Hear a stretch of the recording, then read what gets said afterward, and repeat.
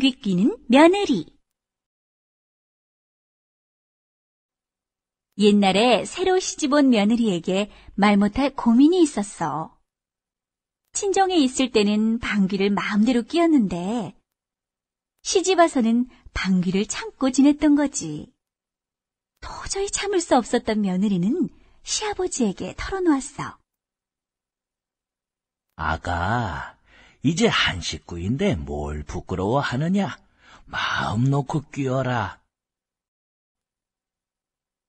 그럼 다들 문짝이 든 기둥이든 꽉 잡으세요. 엉덩이를 살짝 내밀고 방귀를 뀌는데 방바닥이 우르르르, 문짝이 덜덜덜 파고 떨리네. 아가, 이제 시원하냐? 아니요, 아직. 휴, 이왕 뀌는 거 마저 뀌어라. 이제 한 식구인데 뭐 어떠냐? 네, 그럼 이번에는 아주 꽉 잡으세요. 며느리는 마당에 떡 버티고 서서 엉덩이를 쑥 내밀고 그동안 참았던 방귀를 마음껏 뀌었지.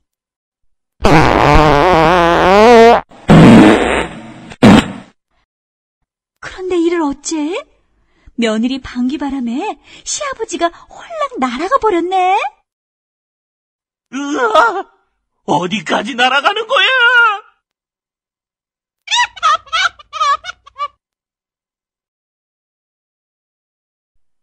시아버지는 사흘 만에 간신히 돌아와 내 살다 그런 방귀는 처음이다.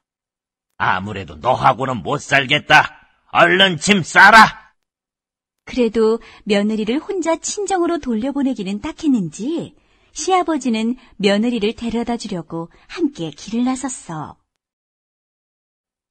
개울을 건너고 고개를 넘어 어떤 마을을 지나는데 비단 장수들이 배를 따려고 긴 막대기를 휘저으며 길을 쓰고 있는 거야. 왜 이렇게 안 떨어질까? 잘 건드려봐.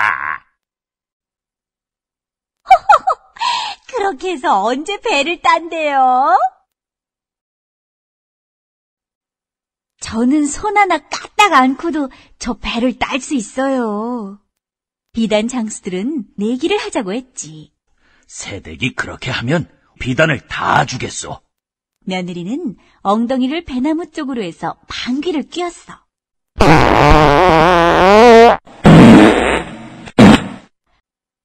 그러자 배가 우수수수 다 떨어져 내리네. 비단 장수들은 약속대로 비단을 모두 내놓았지. 방귀 한 방에 배가 다 떨어지는군. 우와, 이럴 수가. 대단하다. 시아버지가 가만히 보니까 이 며느리가 참 복동이거든. 아가, 그냥 집으로 가자. 어느 집으로요? 한번 시집 왔으면 시집이 내 집이지. 어디 집이 따로 있다더냐? 시아버지와 며느리는 집으로 향했지. 집으로 가려면 고개를 하나 넘어야 돼. 시아버지와 며느리가 산길을 부지런히 걸어가는데 우거진 숲을 사이에 산적들이 숨어있네. 여기도 한 놈, 저기도 한 놈. 산적들이 득시글 했지. 얘야, 잠시 쉬어가자.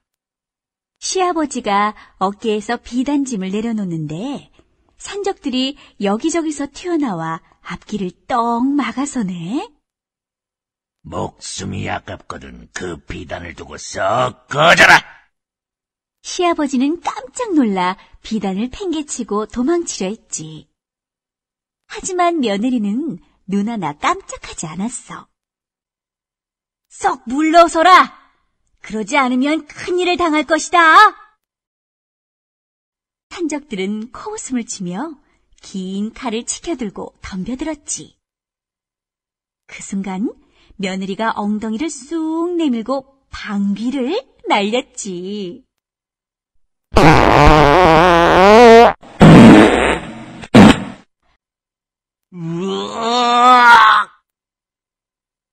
산적들은 며느리의 세찬 방귀바람에 비틀거렸지.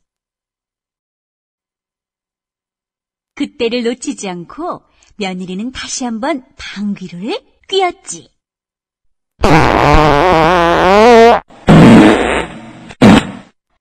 으악!